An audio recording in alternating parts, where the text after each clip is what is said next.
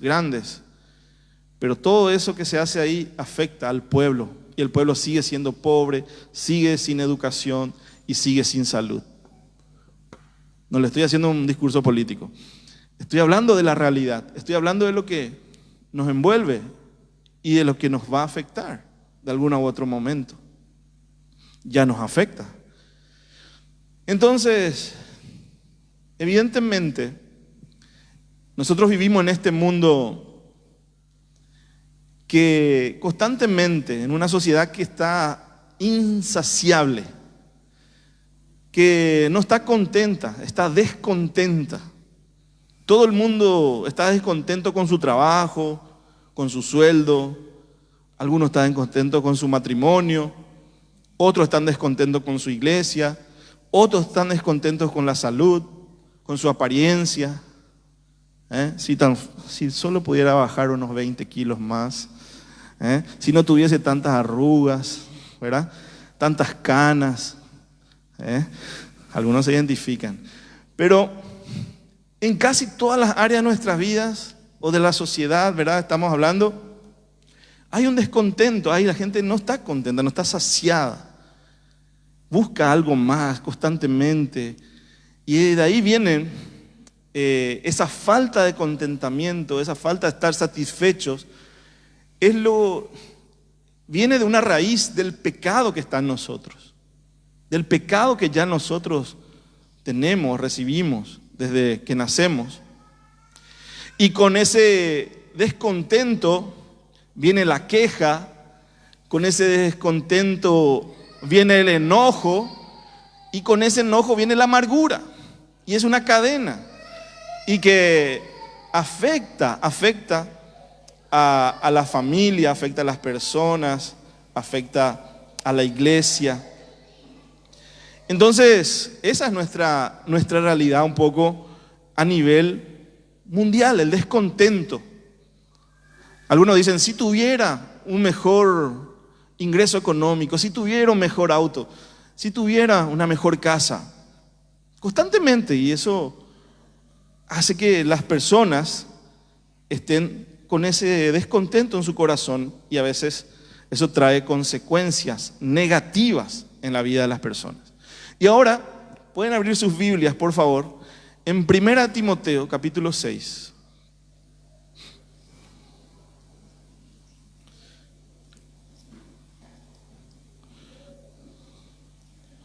Primera Timoteo capítulo 6,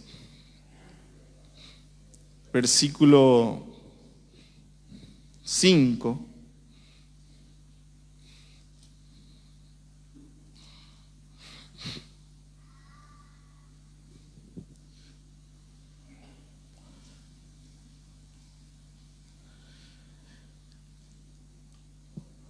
El apóstol Pablo le escribe una carta a su hijo espiritual, que es Timoteo.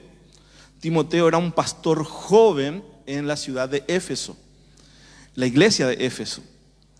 Era un joven, y él desde la cárcel muchas veces Pablo le tuvo que escribir a ellos, a él, a Tito, lo que tenemos acá, las cartas pastorales, como se dice, y le enseña, le da la recomendación, le instruye. Y en este capítulo, en el capítulo 6, vamos a hablar ahí y vamos a ver que tiene un título del versículo 3, ahí arribita de su Biblia, dice la piedad y el contentamiento. ¿Qué pasaba? Éfeso era una ciudad muy próspera, era una ciudad muy grande, y había mucha gente dentro de la iglesia que también tenían riquezas, eran gente que tenía recursos. Pero también habían falsos maestros. En casi todas las cartas de Pablo, él tenía que escribir las cartas para rebatirle a los falsos maestros. Y estos falsos maestros estaban queriendo aprovecharse del pueblo de Dios, aprovecharse de la iglesia, con falsas enseñanzas. Y acá vamos a ver, versículo 5 del capítulo 6 de 1 Timoteo, dice así: discusiones necias de hombres corruptos, de entendimiento y privados de la verdad, que toman la piedad como fuente de ganancia. Apártate de los tales. Y el versículo 6 dice: pero gran ganancia es la piedad acompañada de contentamiento. Porque nada hemos traído a este mundo y sin duda nada podremos sacar. Así que teniendo sustento y abrigo, estemos ya satisfechos. Pero los que quieren enriquecerse caen en tentación y lazo, en muchas codicias necias y dañosas que hunden a los hombres en destrucción y perdición.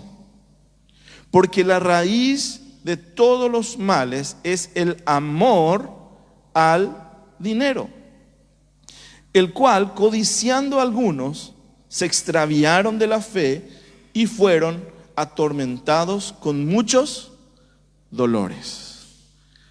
Bueno, vamos a introducirnos en esta parte. El dinero es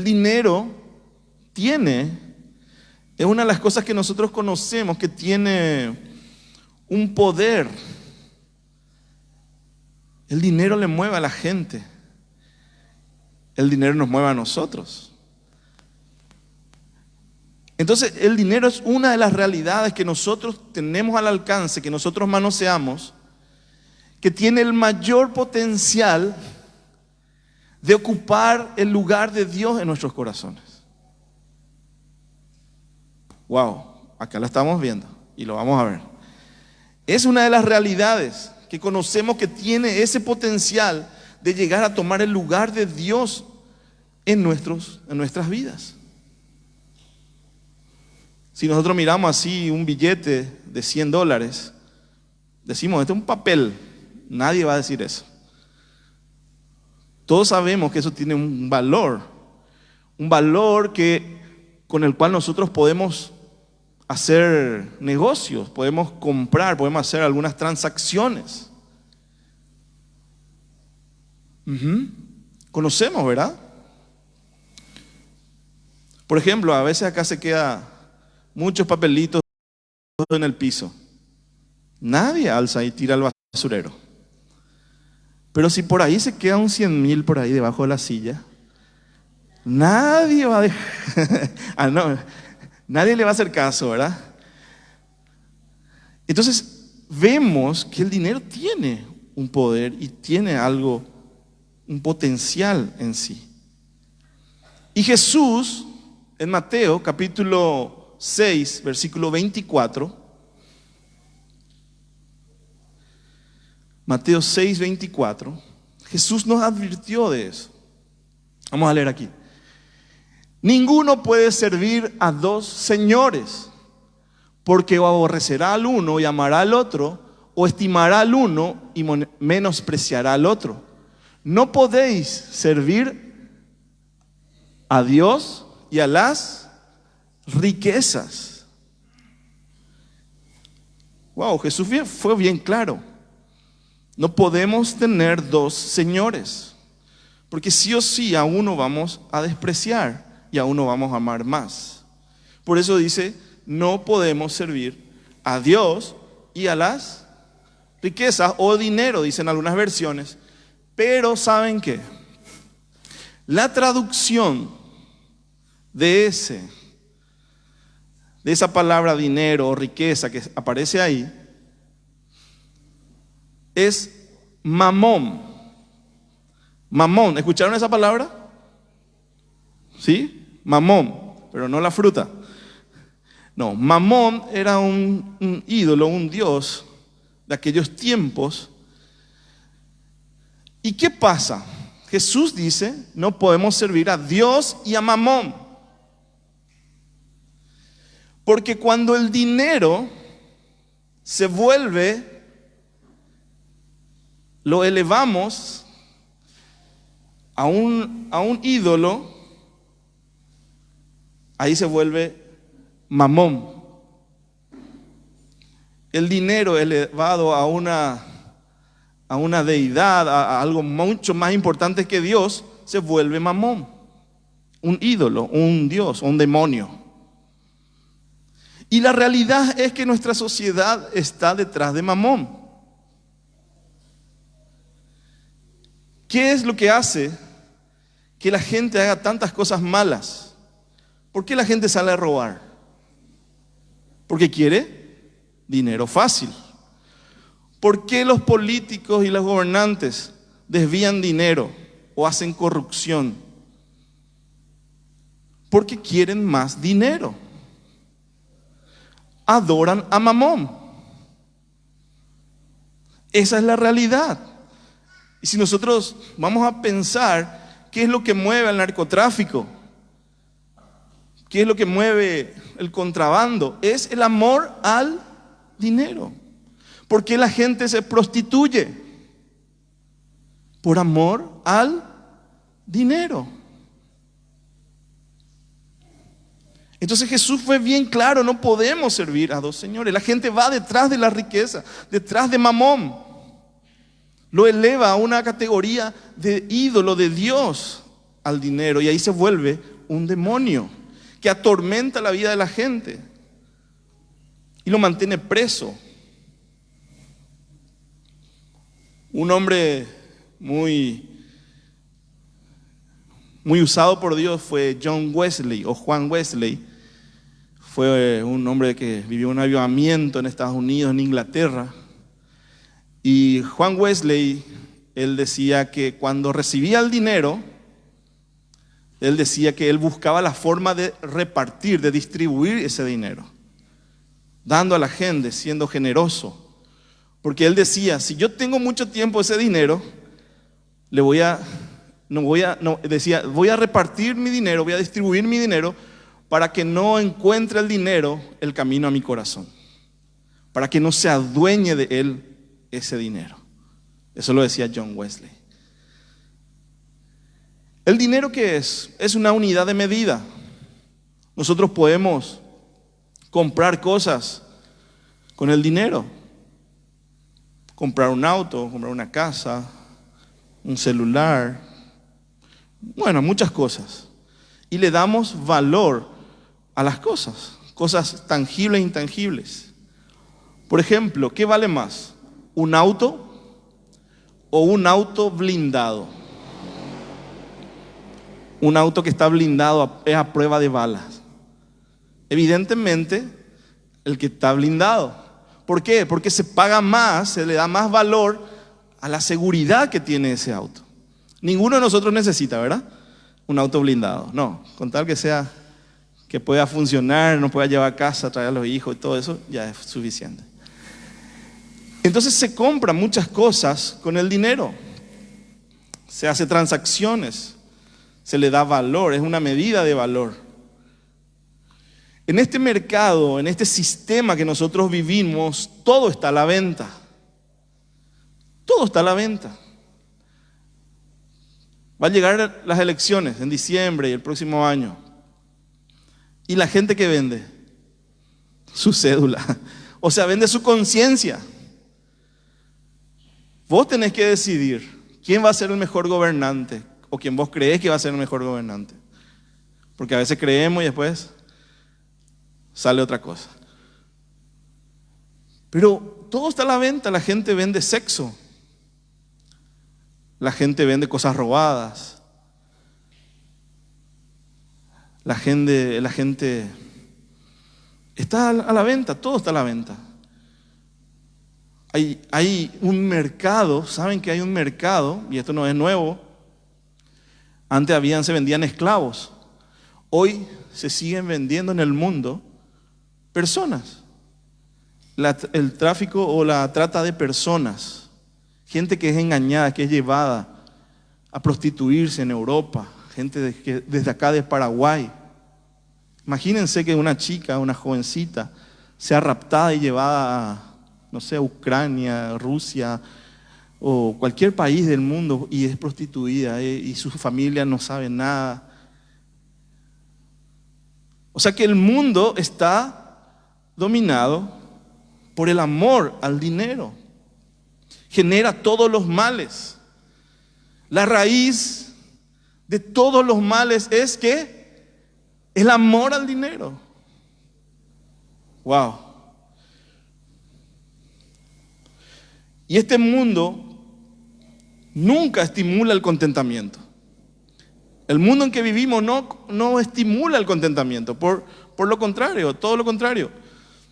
Vemos el marketing, la televisión, el internet. Todo te estimula a que compres. Comprá un celular en 60 cuotas, te dicen. ¿Verdad? Necesito un celular nuevo. Y entramos en deudas innecesarias. ¿Por qué? Porque el consumismo nos lleva a no estar saciados. Siempre queremos, tengo el 13, no, ahora quiero el 14, ¿verdad? No, ya tengo esto y tengo aquello, pero quiero eso, otro. Y constantemente estamos buscando cómo saciar ese vacío que tal vez está en nuestros corazones. No nos saciamos, no nos sentimos satisfechos. Acuérdense que Jesús fue traicionado. ¿Y qué implicó, qué pasó en esa traición? Por 30 monedas de plata. Por dinero también. Judas le traicionó a Jesús, le vendió a Jesús, a su amigo, a su maestro. El dinero tiene ese poder. El dinero es sutil. El dinero tiene una dinámica, tiene unas ideas, tiene unos pensamientos que va permeando nuestras mentes y nuestros corazones. ¿Y saben qué? Sutilmente va tomando el lugar de Dios en nuestros corazones.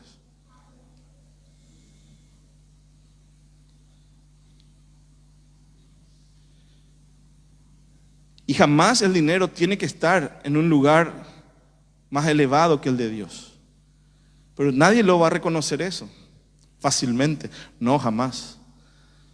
Pero a veces se dan cosas que pueden marcar que hay un amor al dinero.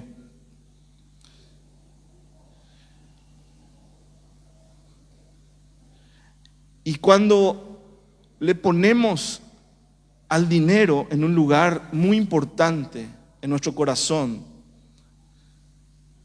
y le metemos al dinero también en nuestra relación con Dios,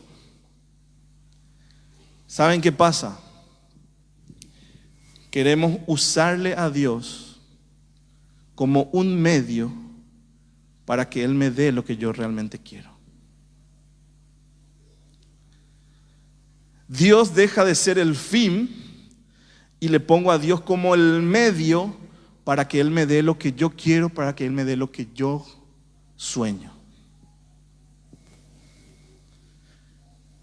Y ese es el grave problema de estos tiempos.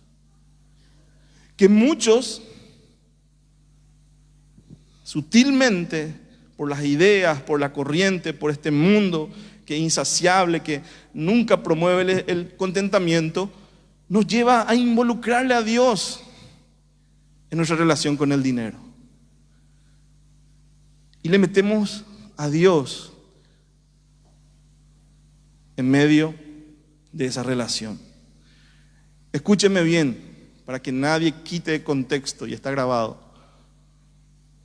Voy a solamente repetir lo que dice en la Biblia. El dinero no es el problema. El amor al dinero sí es el problema. Porque me van a decir, no, a David no le gusta el dinero.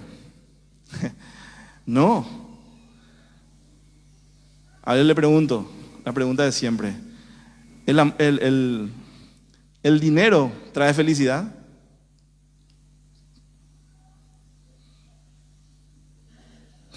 Cada uno saca su conclusión. Algunos van a decir, no, pero ayuda. Sí, tiene que ayudarnos. Tiene que ser nuestro siervo. El dinero tiene que ser el medio para algo, no el fin. Pablo denuncia esto en el versículo 5. Vamos al versículo 5 otra vez. De 1 Timoteo capítulo 6. Dice: discusiones necias de hombres corruptos de entendimiento y privados de la verdad, y toman la piedad como fuente de ganancia. Dice, toman la piedad como fuente de ganancia. Estos falsos maestros, ¿qué tomaban? La piedad. ¿Y qué es la piedad para ustedes? La piedad es mi relación con Dios, o sea, cuánto yo estoy dedicándole a Dios, cuánto yo soy devoto a Dios.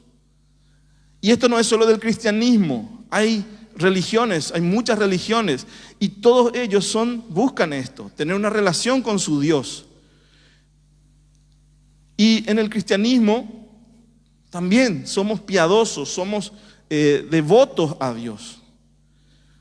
En otra traducción dice, usan la religión como una fuente de ganancia. Estos falsos maestros usaban la piedad, esa búsqueda de la gente de relacionarse con Dios como fuente de ganancia. Es ahí donde lo estoy diciendo. La piedad, esa relación, esa devoción a Dios, lo usaban, pero como el destino era la ganancia, el lucro, el dinero.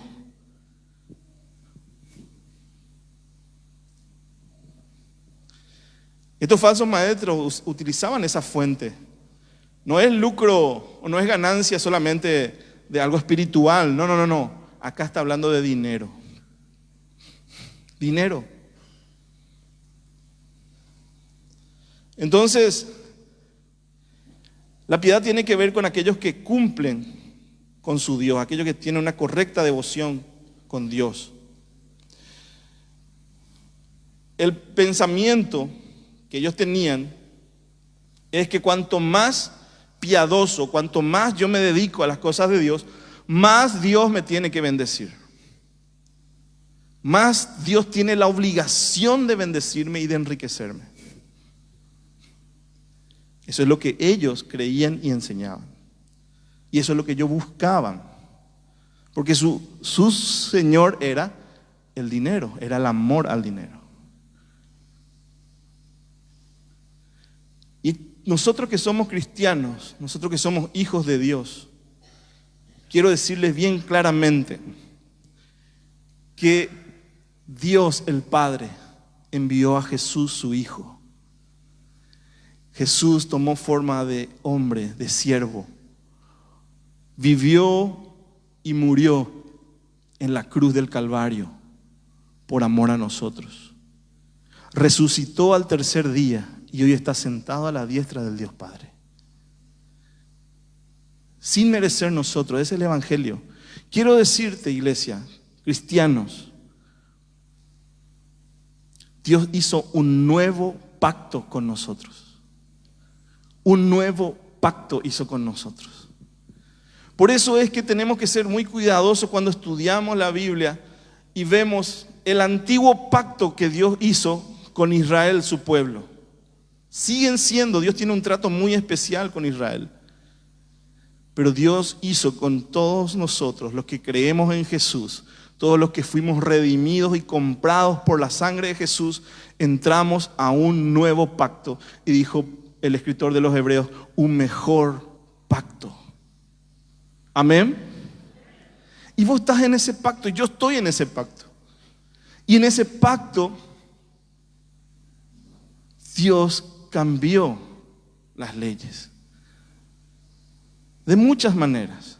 Por eso es que a veces ellos, en este tiempo, muchos de ellos eran judíos, que ahora eran cristianos. Y ellos su mente seguía relacionado con el antiguo pacto. Y en el antiguo pacto, el trato era así con ellos. Ustedes me obedecen y yo les bendigo. Ustedes me desobedecen y yo les maldigo. Ese era el trato que Dios tuvo con Israel. Pero hoy nosotros tenemos una relación con Dios de amor, de dependencia, de obediencia, de santidad, de consagración. Pero nunca podemos llevar al extremo de decir que la piedad o la religión puede ser una fuente de lucro. Nunca.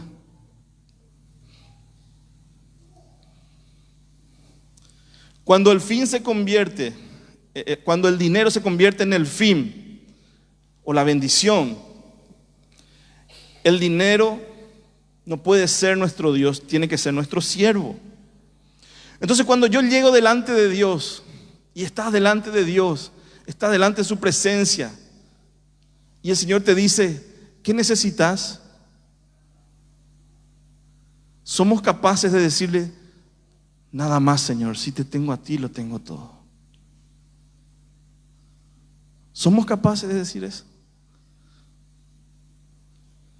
El salmista, en Salmo 16, 2, vamos a leer. Salmo 23, ¿qué dice? Jehová es mi pastor, nada me faltará. Estás delante de Dios, papá, vos sos mi pastor, vos sos mi proveedor y nada me faltará. ¿Y qué dijo el salmista? Dice, oh alma mía, dijiste a Jehová, tú eres mi Señor, no hay para mí bien fuera de ti. Estamos en una relación de devoción, de piedad, de amor, de consagración a Dios, donde podamos decir, tú eres mi mayor bien y fuera de ti no hay nada.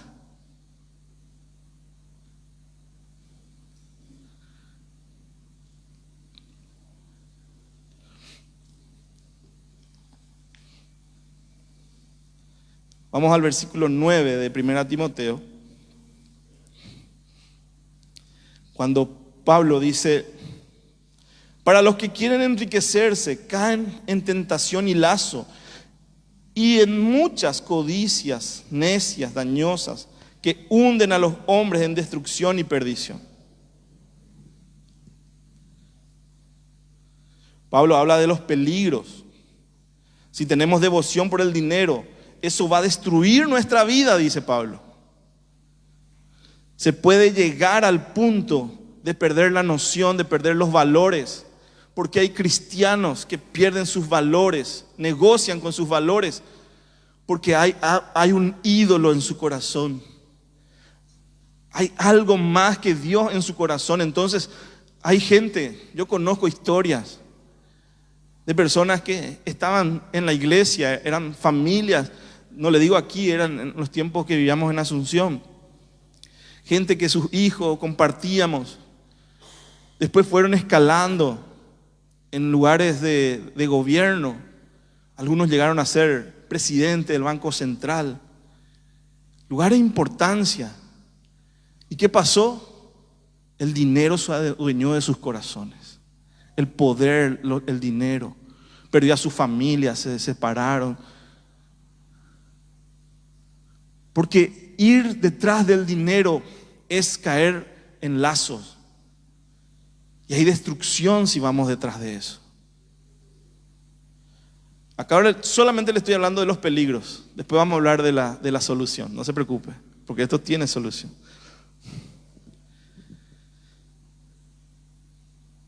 Algunos cambian la lógica del evangelio. Si yo tengo a Dios, si yo tengo a un Dios que Él es el que viabiliza todos mis deseos, si yo le tengo a un Dios que tiene la obligación de bendecirme, ese Dios no te va a exigir tu cambio. Ese Dios no te va a pedir que revises tus prioridades. Ese Dios no te va a decir, mira tu estilo de vida, no te va a decir.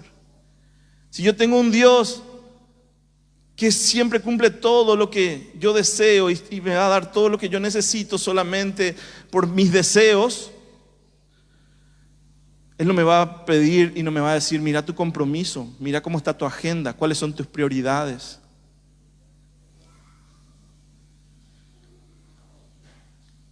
Porque esa era la lógica de los pueblos paganos.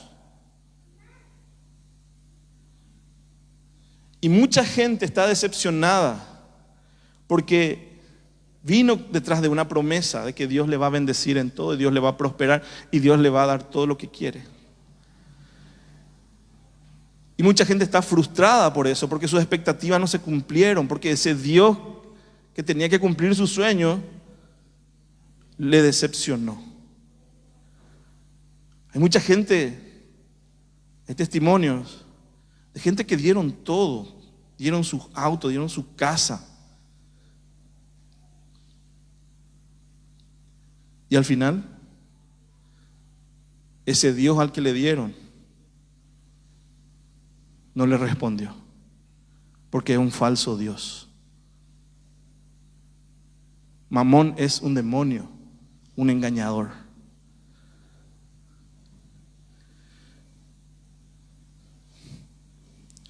Hay un historiador y teólogo, Justo González, y él describe esto como el cristopaganismo. ¿Qué está detrás del paganismo? El paganismo es los otros dioses, ¿verdad? Pero se hizo una mezcla de cristopaganismo en los últimos tiempos. Es la manipulación. No se trata de devoción, sino yo le pido al ídolo lo que es para mi beneficio. En los tiempos antiguos a la gente le rendía culto a sus dioses y le sacrificaba animales, inclusive personas. ¿Para qué? Para fertilidad, para que la cosecha le vaya bien, para que venga la lluvia. Ese es el paganismo. La gente da algo a cambio de algo, que su Dios tiene que darle algo. Es el paganismo, pero nuestro Dios jamás puede ser manipulado. Nuestro Dios es justo y verdadero. Nuestro Dios es fiel. Nuestro Dios es soberano. Y Él tiene el control de todas las cosas. Yo no le puedo manipular a Dios. Yo no le puedo cambiar y manipular a Dios porque no se puede. Y eso es lo que describe Justo González, el cristopaganismo. Y muchos han mezclado esos conceptos. No podemos manipular a Dios de ninguna manera porque Él es soberano. Ahora vamos a la segunda parte. Vamos al versículo 6 de 1 Timoteo, capítulo 6.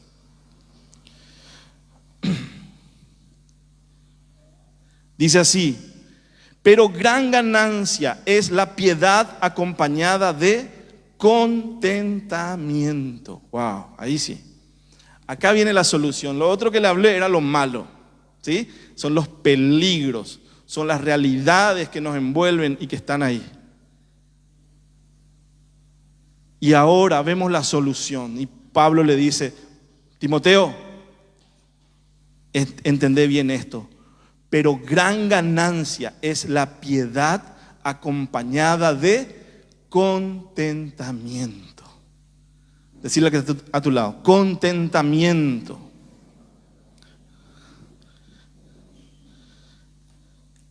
Eso es la verdadera ganancia.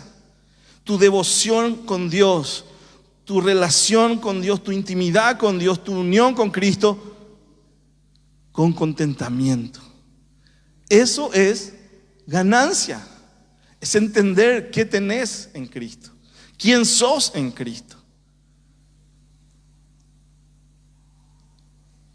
Vamos a ver, seguimos leyendo el versículo 7 de 1 Timoteo 6. Versículo 7 dice: porque nada hemos traído a este mundo y sin duda nada podremos sacar. Versículo 8: así que teniendo sustento y abrigo, estemos ya satisfechos. Ay, no me gusta tanto eso. Pero aquí dice que si tenemos sustento y abrigo ya es suficiente. No estoy llamando a la pobreza, porque eso no es lo que él dice. Él dice que si tenés lo suficiente, lo necesario, todo lo que demás venga después en añadidura sobre tu vida, ya es de yapa. Pero Dios dijo que Él conoce todas tus necesidades. ¿Qué dijo Jesús? No se afanen, confíen en mí, confíen en el Padre. Porque Él conoce todas vuestras necesidades. Y Él no nos va a abandonar. Él no nos va a dejar. Todo lo que puedas tener de más, aparte de tu sustento y tu abrigo, que es lo básico, que es lo necesario, ya es riqueza. Ya. Gracias a Dios. A algunos Dios le da la gracia de tener mucho. Algunos tienen la gracia de Dios tener lo suficiente. Pero eso no quiere decir que Dios le ame más al que tiene más y le ame menos al que tiene menos. Hay gente pobre, cristiana, fieles, que están dispuestos a morir por el evangelio. Gente que vive en China, en África, en Oriente Medio y en muchos lugares de América Latina, del mundo. Cristianos fieles, amorosos, llenos de Dios, pero viven con lo justo y necesario. Diríamos, viven como pobres, pero tienen el sustento y el abrigo que Dios le da. Y eso no quiere decir que Dios le ame menos a esa persona. Dios le ama igual que al que tiene mucho, que por la gracia de Dios puede llegar a tener mucho, pero no podemos medir. Jesús justamente vino a confrontar a los religiosos de ese tiempo. Los grandes religiosos, los escribas, los fariseos, se vestían con ostentación, todo ahí como robot, así, ¿verdad? Porque ellos tenían que demostrar, wow, qué bendecido, que Dios seguramente le bendice mucho, ¿verdad? Así era él, la cultura judía era así. Pero Jesús, ¿con quién vino a andar? Con los pobres, con los marginados, con las viudas, con los enfermos. Y Jesús se levantó en un sermón, el sermón del monte, dijo: bienaventurados los pobres, bienaventurados los que sufren, los que lloran. Jesús vino a cambiar la lógica de esa religión de aquel tiempo.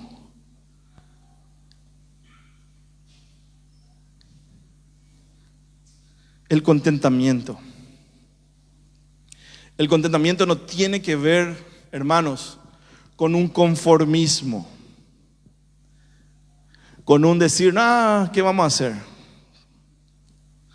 No, ya no hay solución. No. ¿Sabes qué es el contentamiento? Para que me entiendas bien. Tenés que trabajar, tenés que esforzarte al máximo.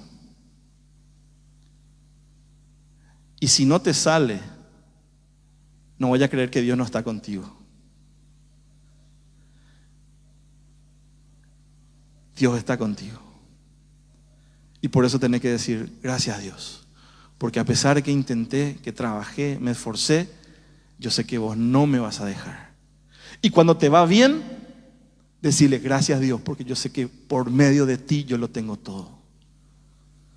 Ese es el verdadero contentamiento.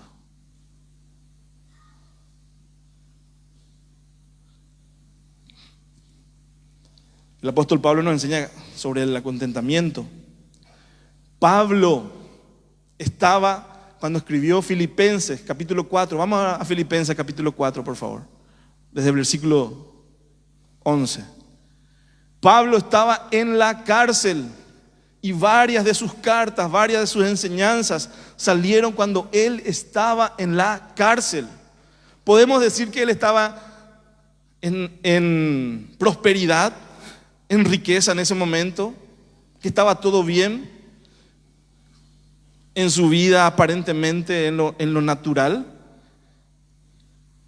No, Pablo, que fue perseguido, que fue azotado,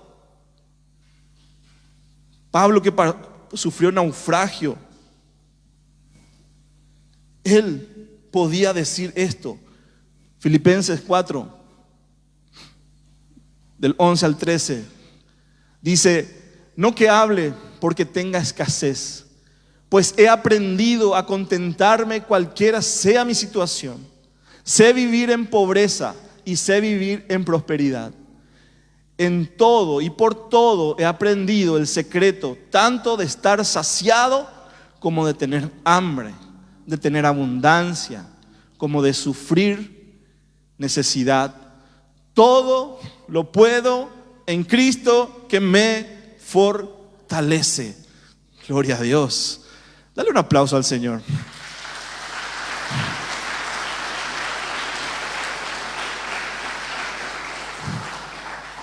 Porque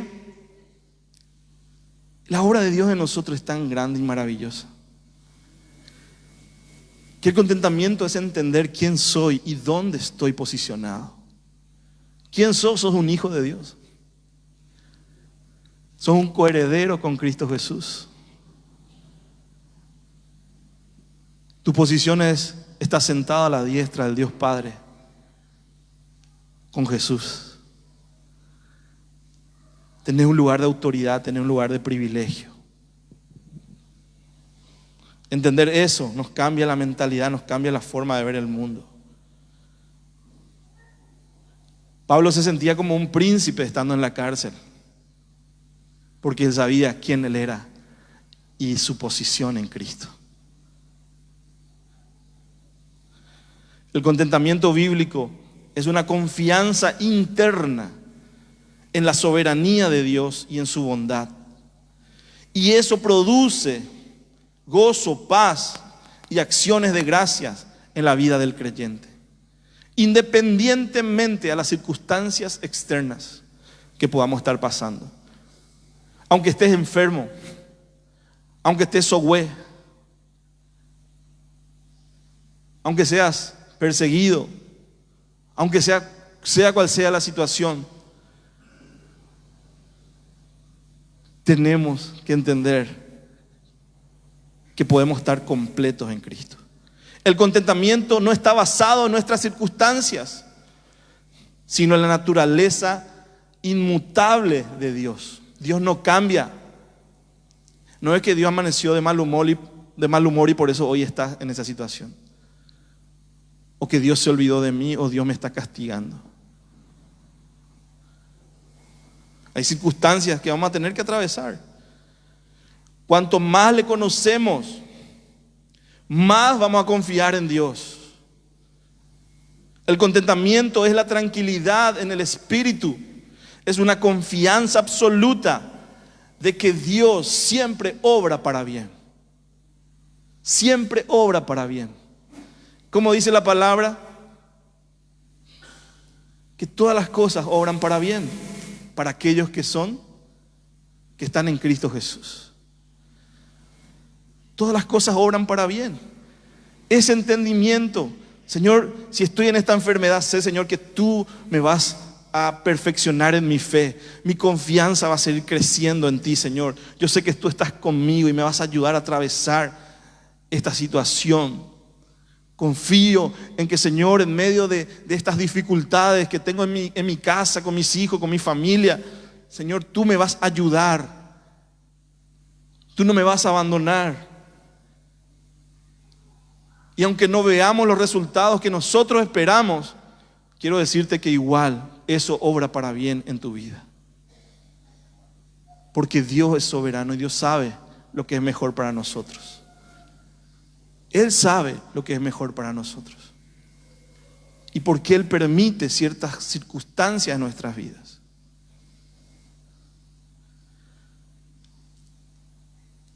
El contentamiento está disponible en Cristo. Por eso dice Pablo,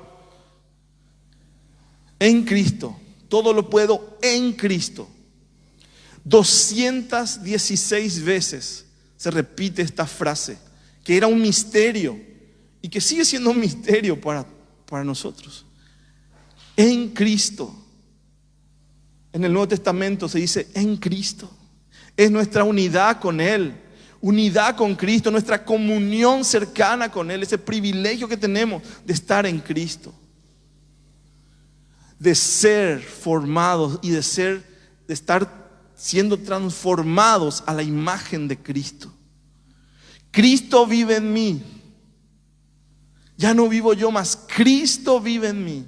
Y lo que vivo ahora en la carne, lo vivo por la fe del Hijo de Dios.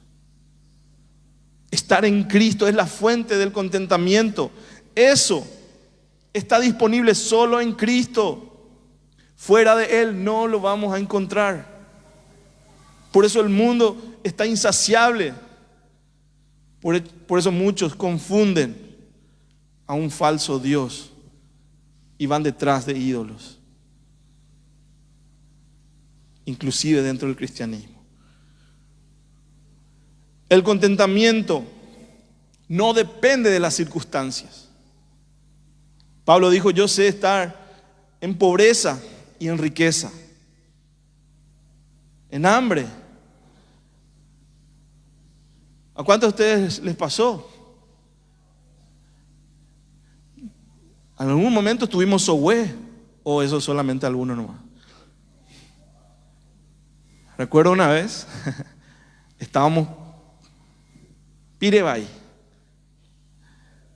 porque no había plata, pero teníamos todavía provisión. Teníamos todavía algo ahí en el estante. Y bueno, vaya pota, vamos a darle gracias a Dios porque tenemos fideo y podemos comer fideo. Algún día y en algún momento Dios nos va a proveer otra vez para comer pan, pollo y lo que sea. Pero si no somos agradecidos, si no reconocemos que hay momentos en nuestra vida que Dios no nos va a abandonar. Y aunque me faltase el fideo y no tuviera nada que comer, igual, eso se aprende. Pablo dice: he aprendido. Pone otra vez ese versículo, Ezequiel, por favor. Lean bien. Ahí está. No es que hable porque tenga escasez. Él estaba diciendo eso, estaba en la cárcel. Pues he aprendido a contentarme cualquiera sea mi situación. Sé vivir en pobreza y sé vivir en prosperidad. En todo y en todo he aprendido el secreto. He aprendido el secreto. Hay un secreto que tenemos que aprender y es el contentamiento con piedad. Eso sí es ganancia para nosotros. ¿Y por qué llamo a este tema? Porque Dios nos está llamando a que realmente le conozcamos a Él, a que realmente dependamos de Él, a que realmente podamos entender de que hay cosas y situaciones que no vamos a poder evitar, pero necesitamos aprender. No es algo natural en nosotros. Nadie quiere sufrir, pero vamos a tener que pasar por esas situaciones. Y necesitamos aprender el secreto del contentamiento. Que no se malinterprete. Trabajemos, esforcémonos, salgamos adelante. Jóvenes, estudien en la universidad, denle lo mejor que pueden a sus hijos, pero el dinero nunca puede ser tu Señor. El dinero no tenés que ir detrás de las riquezas como tu ídolo, porque eso te va a destruir y te va a apartar de la fe. Como dice, en los últimos tiempos vamos a tener gente que es avaro, amador de sí mismo. Van a negar la fe. Entonces el contentamiento no depende del sohue, ni si estás pasando una enfermedad. Una situación que recordé era cuando mi mamá estaba enferma. Y nosotros sabíamos la situación, que cada tanto iba empeorando un poco la situación de enfermedad de mi mamá. Pero cuando una persona se va de nuestro lado, nos duele por la partida y lloramos, y los cristianos podemos llorar y podemos pasar esas situaciones. Y Yo recuerdo ese dolor de la pérdida, la nostalgia, al que ya no esté. Pero algo que pude entender y sentí en mi corazón era paz. Porque yo sabía que era la voluntad de Dios. Que a Dios no se le escapa nada. De que Dios es soberano y Él está en control de todas las cosas. Natalia estuvo enferma y en una situación crítica, al borde del más allá. Pero la gracia de Dios nos hizo llevar esa situación con fe. No nos quejamos delante de Dios. No nos quejamos delante de Dios. Lo único que le decíamos: Dios, hace tu obra. En el nombre de Jesús te lo pedimos. Si tenés que sanarle, sanale. Y muchos oramos, ¿verdad? Por eso. Pero el contentamiento es entender que Dios está en control de todas las cosas. Y que sin Él nada nosotros somos. Se aprende. No depende de nuestras circunstancias. Todas las circunstancias que hoy estás pasando, quiero decirte, es tu salón de clase. Es un lugar para aprender. Y ahí es donde Pablo puede decir: todo lo puedo en Cristo que me fortalece. En riqueza o en pobreza, en salud o enfermedad, parece el voto matrimonial. Pero todo lo puedo en Cristo que me fortalece. Ya vamos a terminar. Quiero invitarle a los músicos que puedan venir a hacer un fondo musical aquí para ponernos más románticos. No es para eso, ¿verdad? Quiero terminar con esto. Quiero que veas el camino que Dios nos muestra. El otro camino, el de descansar en la generosidad de Dios. ¿Dios es generoso? Demasiado generoso. Increíblemente, infinitamente generoso es nuestro Dios.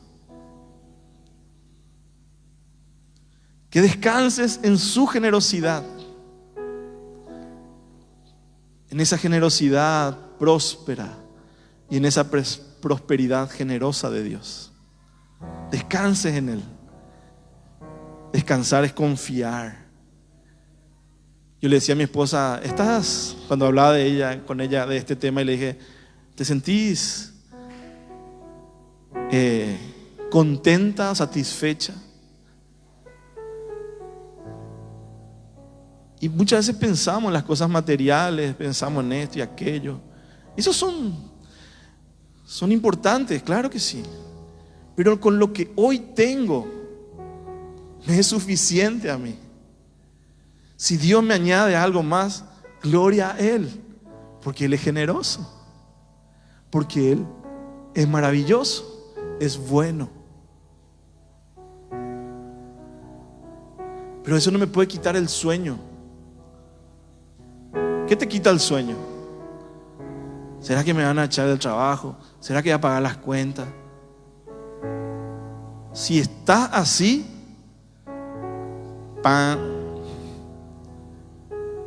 algo no está bien. Lo que verdaderamente nos tiene que sacar el sueño es: Señor, ¿en qué querés usarme, Señor? ¿Qué querés que haga para tu reino, Señor? ¿Cuál es tu voluntad para mi vida, Señor? Y despertarte en las madrugadas y decirle: Señor, aquí estoy.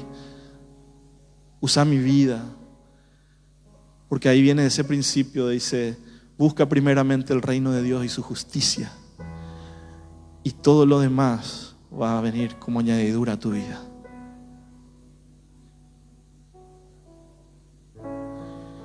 Entremos a esta generosidad de repartir, donar, bendecir. Somos generosos por cuánto damos. Evidentemente algunos dicen: No, pero yo gano sueldo mínimo. ¿Qué voy a ayudarle a alguien? Con un porcentaje que esté de acuerdo a tus posibilidades. Que vos ayudes a alguien. Eso vale mucho más. Alguien sabe que si vos le das un 20,000, eso es mucho ya que sale de tu bolsillo. Hay gente que puede dar más. Pero cuán generoso estamos siendo con lo que Dios nos da. Quiero que veamos este camino de servir a Dios y buscar su voluntad buena, agradable y perfecta. Y como decía Jesús, no te afanes. No te afanes por el mañana. Cada día tiene su propio afán. Eso quiere decir que todos los días tenés que depender de Él. Todos los días Dios te quiere escuchar en oración, tu adoración. Eso es lo que Dios quiere hacer con nosotros.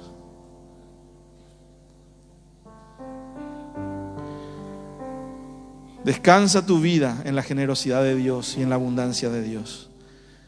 Que el contentamiento te llene. Sentirte satisfecho de tener a Dios. Sea en enfermedad, sea en medio de las dificultades económicas, familiares, laborales. Quiero decirte algo. Que no me malinterpretes. Seguí soñando. Seguí soñando. Porque si no hay sueños, el contentamiento no quiere decir que vas a dejar de soñar, que vas a dejar de esforzarte y trabajar por esos sueños. Soñá. ¿Cómo es que hay todo esto acá? A través de un sueño que vino de parte de Dios. Soñá. Seguí avanzando en tu trabajo, en tus emprendimientos. Claro que sí. Seguí honrarle a Dios. Glorificarle a Dios. Sé más generoso cada vez. Si Dios te aumenta tus ingresos, sé más generoso. Porque ese es el diseño de Dios. Seguí soñando. Seguí trabajando por eso. Vamos a leer Hebreos 13, 5 y 6. Leemos todos estos versículos. Y la invitación está a que si sentí venir delante del Señor y decirle que Él te llene por completo en todas las áreas de tu vida. Dice así Hebreos, el autor de Hebreos dice: sean vuestras costumbres sin avaricia, contentos con lo que tenéis ahora, porque Él dijo: no te desampararé ni te dejaré, dice el Señor. De manera que podemos decir confiadamente: el Señor es mi ayudador, no temeré lo que me pueda hacer el hombre. Aleluya, aleluya, aleluya. Ese es nuestro Señor. ¿Podemos estar contentos? ¿Podemos estar satisfechos? Amén. Jeremías capítulo 17. Jeremías 17, 7. Si se quieren poner de pie, vamos a ponernos ya de pie.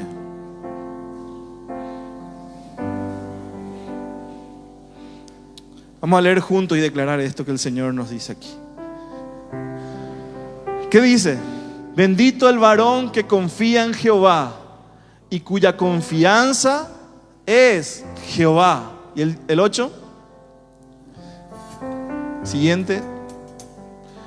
Porque será como el árbol plantado junto a las aguas, que junto a las corrientes echará sus raíces, y no verá cuando viene el calor, sino que su hoja estará verde, y el año de sequía no se fatigará ni dejará de dar fruto.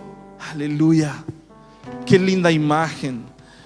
Un árbol plantado a las orillas de ese río, de las aguas. Y Cierra tus ojos ahí y hacete que Jesús, que el Señor es esa corriente de agua. Y que aunque vengan tiempos de sequía, tiempos de escasez, dice que ese árbol no se va a secar. ¿Hay contentamiento? Hay contentamiento porque las circunstancias no te sacan a Cristo. Las situaciones no te sacan a Cristo. Cierra tus ojos ahí donde estás. El Salmo 1 también da la misma figura de un árbol plantado a las corrientes de las aguas. Que el contentamiento, que la piedad y el contentamiento sea nuestra ganancia. Decláralo. Sé generoso. Encuentra paz y gratitud.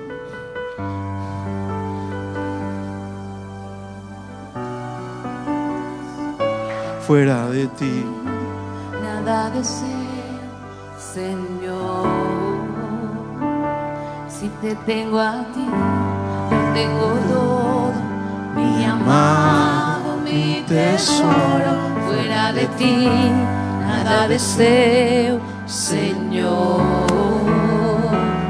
Si te tengo a ti, lo tengo todo, mi amado, mi tesoro. Fuera de ti nada deseo, Señor. Cristo Jesús.